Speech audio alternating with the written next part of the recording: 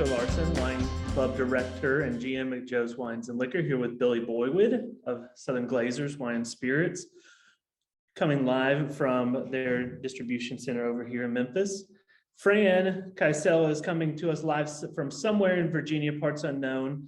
He is the operator and owner of Kysela Pere Fields and is bringing us knowledge about Cuatro Gatos Miau, which we're using in this month's wine club, and the Guatallari region of Argentina, which we are super excited to hear about. Thanks so much for joining us, Fran. Thanks for having me. Appreciate it. We're really excited to have this awesome wine in the May 2022 Wine Club Miau. It's really awesome having you on this chat, because I've bought wine from you for a decade now and been up to visit you in Virginia. Thanks for that. That was an awesome time. And I really appreciate all the stuff you've done for the wine world and spirits as well. So I wanted to tell you I appreciate that for sure. Well, thank you. Thank you for being a loyal customer all these years. Appreciate it.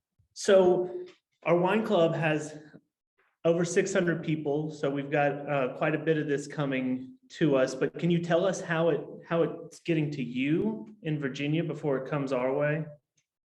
Yeah, this was a project that started a couple of years ago with a guy I've worked with since 2006. His name is Juan Pelizzotti. Formerly, he was the owner of Chicana Winery. He founded Chicana in May of 2002. And then he continued with Chicana up until about 2 years ago. And actually, Chicana made this wine for him. But the next vintages, 2020, 2021, are going to be at his home facility. So over the years, when Juan got into the business and I got into the business right around the same time, I got into business in 2001. He got into business 2002. We eventually met in 2006 and started working on a project called MyPay. And he also had Chicana. So he made MyPay for me and continued with Chicana. And, you know, as the boom occurred in Argentina, we went right with it. And, you know, Argentina went from nowhere to still its 7 million cases of Malbec. We, over the years, identified what are called alluvial cones. These are essentially runoffs from the Andes Mountain that are huge. They're gigantic. You've probably heard of some of them before: Luján de Cuyo, Altamira, and now probably the most famous, right, goes through Tupungato, is called Guatallari, which is difficult to get to say. a lot of L's and a lot of vowels in there. It took me a while to learn how to say Guatallari, but that's how they say it. They say it real quick and sort of swallow part of it.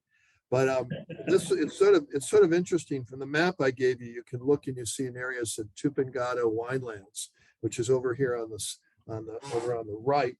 And that's where the vineyard is. Juan owns 10 hectares over there. He's buying 2 more. So he owns about 25 acres over there.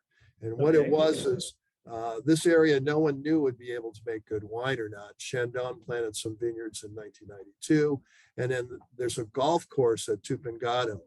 And it's called, and basically at the golf course, they thought it'd be a nice thing to do. At the same time, in the early 90s, they planted Malbec and Cabernet, mostly Malbec, in vineyard land or land around the golf course. And they just started growing grapes. And they quickly found out after 4 or 5 vintages, the grapes were fantastic. So they stopped the expansion of the golf course. And now it's vineyards all around the golf course. There's one 18-hole golf course. Planned were for 2. And it's all now Malbec and Cabernet Franc and Merlot planted down there. And so it's interesting that this alluvial cone was sort of discovered by accident by Tupungato, the wineland vineyard people, and Chandon. And now it's really where the best grapes are coming. I mean, you can clearly see when you look at the wine has a color you just don't see in Malbecs. And if you look at the tears that come off the side of the glass, they're stained. Okay, they have tannins coming down on it. That's very, very unique. That's only in the world's greatest wines you see color like this and the tannin tearing that you see in the wine. It's very intense, both in color and concentration. It is. Yeah, it's concentrated all the way to the rim. There's no loss of color at the rim. There's no garnet edge. I mean, it's just pure color. And what we see is in Guatallari, because of the calcium carbonate in the soil, is grapes get very ripe and they get really dark skins, which result in dark anthocyanins in the wine. And you get this like real intense, dark, sort of deep red purple. It's a very, makes very complex wine.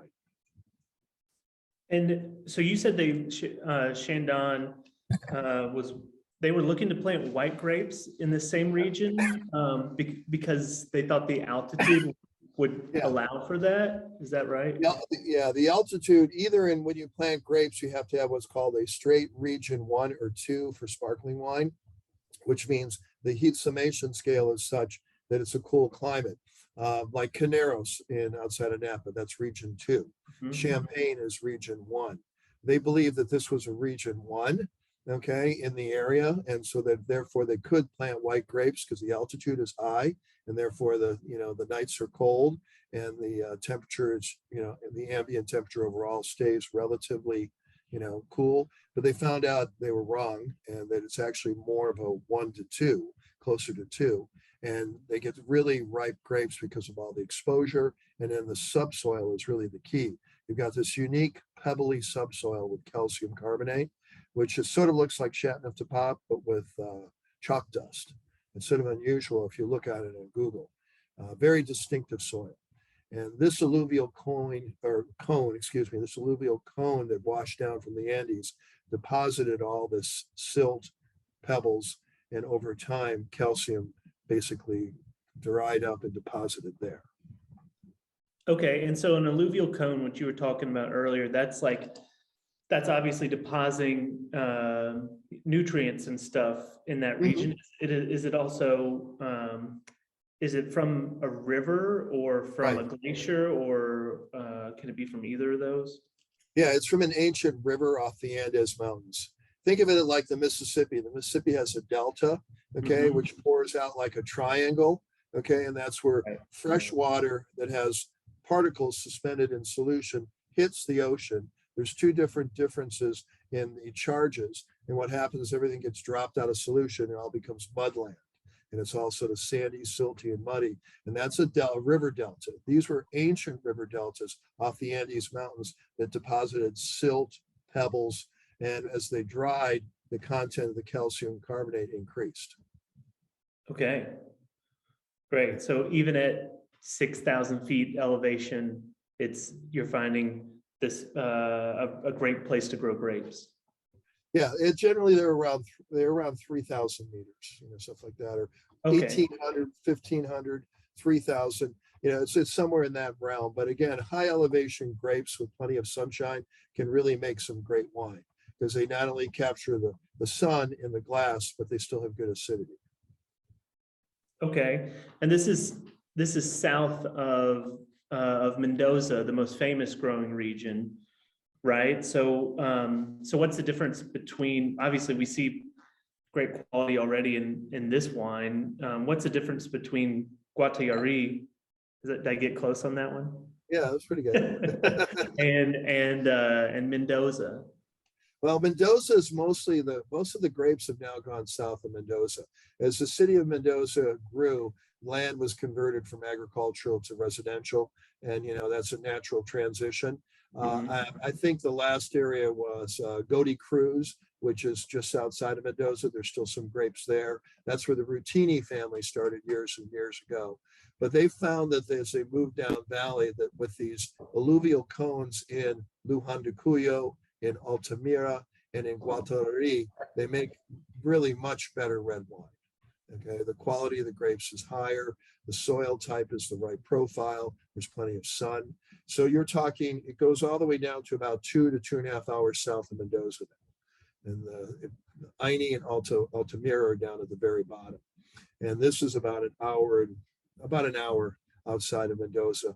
And this is in the shadow of the famous Tupungato mountain, which is the second largest peak in the Andes.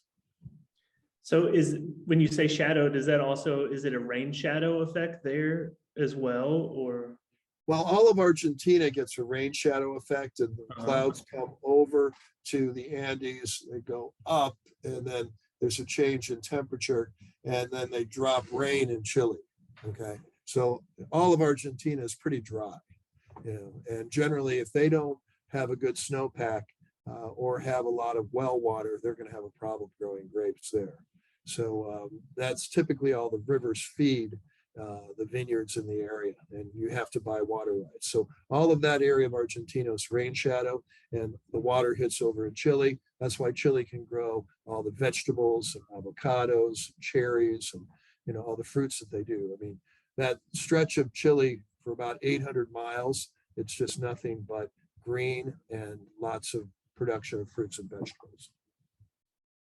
Do most of your properties that you work with have like the locks at the top of the property that are allowed to open like 3 times a month? Right. Yeah. Every property just about does. Yeah. You have to buy water rights, and you have to also open that because it not only does it flow through your property, but it goes to your neighbors, and you can't, let him out of the water too. Because that happens once in a while. People forget to open up the lock, and the guy down the road doesn't get it. Next thing you know, he's driving up to the house right away and said, "Hey, what about me?" Yeah, there's a series of canals everywhere. When you fly in from Chile to Mendoza, and as you land, you can see all the cut canals everywhere. They say the original ones were cut by the Incas, and then from that it was expanded by over time. Do your folks manage vineyards by like cutting grooves, like little trenches, or do they have like more permanent management techniques? These are more like a French drain. So Yeah. they're pretty deep. They're probably 2 feet, 2.5 feet deep. So big V's cut everywhere where you're going to run off the water. And a lot of the places still do that, where they just flood the whole vineyard and just let it settle in. We could talk about this wine for a while, but I want to talk about what's in the glass for sure. I'll take a little more, Billy. Actually, I think that's a great idea. It's 100% Malbec, right? Which obviously we've seen before, but there's some different things. There's not a ton of oak going on. There's spontaneous fermentation. Right. There's organic grapes. Right. In there. So it definitely sounds like a fresh take on. Yeah, I mean, this is, a small production wine. I mean, there's only 10 hectares, 25 acres this comes from, and 2 wines are made. The top wine is called Four Gatos Locos, or Four Crazy Cats, and then Miau is another wine that's made for me, and then I use some of the same juice for my Pere Reserve. And these wines are not a lot of new oak, 20% new oak, if even that, and mostly old oak. There's really not much filtration, if any. You can tell by the density and the sweetness in the mouth that it hasn't been heavily filtered. In addition to that, it's spontaneous fermentation. The winemaker is Gabriel Blosi, who also makes Chicano wines too. Okay, he uses Gabriel, that. Yeah, Gabriel's one of the Four Crazy Cats. Yeah, that's more of an aging Malbec. It's a little darker and a little more tannic, okay? And it's more what the French would call a vin de garde, or a wine to age for 3 to 5 years. The Miau is pure pleasure right now. It's just delicious. You drink it and it's like, give me more. Yeah, that's why it's perfect for the wine club, because we often have to tell people that this needs to breathe for 2 hours or something like that before you can even get it in your glass. But but this is not that. Billy opened this 10 minutes ago, and it was ready to rock and roll. Yeah. So you brought up the French, and I was it had me thinking about, why would you look to New World wines right now versus French wines, which you import a ton of great French wines, including the rosé Alain de la Trielle that we used last month in the wine club. What's going on there that would make the New World, like Argentina, a great place to look for wine? Well, when I started, it was strictly with French wine, with the name Kysela Pere Fils, means Kysela father and son in in French. And I know I look young, but I'm actually the Pere, not the Fils. My son is 28 and works with me. We did only French wines, but that was in 94 through about 96 or 7. And right around that time, we saw the wine world changing and going global. And we saw that the wine world has opportunities and trends. And, one of those trends that occurred in, was Australia in early 2001 and two. And then later in 2005 but maybe a little before is when Argentina started to come on. So we like the traditional French wines, and still 45% of our book is French, but we find good value in red wines and white wines from around the world. And the wine world is truly global. And, Argentine Malbec came on the scene, came out of nowhere. There probably was 50,000 cases of Malbec imported back in 2000 and 2001. Now there's 7 million cases. So the American consumer likes a value and sees a good value in Malbec, and it's there, it delivers. Yeah. What about this year with the shorter vintage in France that we might see? Well, because of that, we haven't unfortunately been traveling last couple of years as much because of the pandemic. And when I finally did I normally do these buying trips where I take like 8 or 10 clients. The first one I did in 2022 was Argentina and Chile. So I think there's real good value. There's serious crop failure in 2021 in France due to the April freezes. There were 2 major frosts and 1 hailstorm in most of France and also parts of northern Italy and parts of Spain. So the production, especially in France, is way, way down. So typically this only happens about once every 30 years. I think the last big one that was like this was 2002, but this is even more severe. So like Sancerre, which I sell a lot of, I have less than half of what I can get in one vintage. In fact, Wow. probably about 33% of what I normally get. White Burgundy, there's not much Merceau, Macon, Puy-Fusset, they're all severely restricted. Less than half to 2/3 less than normal. So for a lot of white wines in France, it was severely reduced, also for reds, but more for whites. So we're going to have to look elsewhere for value. Yeah, well, what's in front of us is a great place to start for sure. It is. It is. Um, I didn't go to Argentina in March by accident. I went there for a reason. I'm actually heading to Spain tomorrow Uh-huh. to go see what's going on. We're heading to Priorat and Barcelona, of course. So I'll be checking in to see how they weathered the storm. Right. Well, great area. There's 109 wineries from Pere, and they make some great, big, rich wines, Chateauneuf-du-Pape of Spain, sort of like, they're fun. I think this is something that everybody's going to be looking forward to in our wine club, and it's going to show up. Fran, I did have to ask, what would you pair this with other than breakfast or lunch right now? Well, I typically grill out a lot, and that's the Argentine thing, to do what's called an asado. So an Argentine asado with grilled meat and grilled vegetables would be perfect with miau. Awesome. I did have one lingering question about so how does the UV radiation affect that anthocyanin, or does it level? Because obviously there's a huge difference in elevation, and exposure has to have something to do with it. I've been told that in some of the super high elevation vineyards up north in Salta, where they're trying to grow grapes at almost 9,000 feet, that the resulting anthocyanins in the grapes actually make the wine blue. Yeah. Wow.